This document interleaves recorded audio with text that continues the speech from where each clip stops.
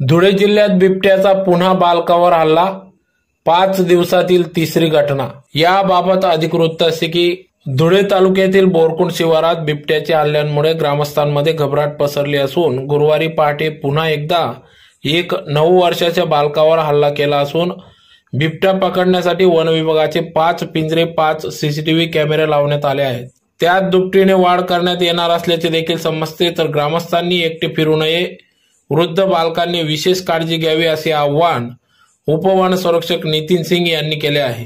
रमेश नानसिंग दुडवे वय 9 वर्ष राहणार मोगन धुळे असे या गंभीर झालेल्या बालकाचं नाव असून रमेश पहाटे प्रातविधीसाठी गेले असता बिबट्याने हल्ला केला। रमेशची प्रकृती चिंताजनक असून गेल्या 5 दिवसात बिबट्याच्या हल्ल्यात दीदी पावरा 8 महिने राहणार नंदाडे, स्वामी रोकडे 5 वर्षे राहणार बोरकुंड,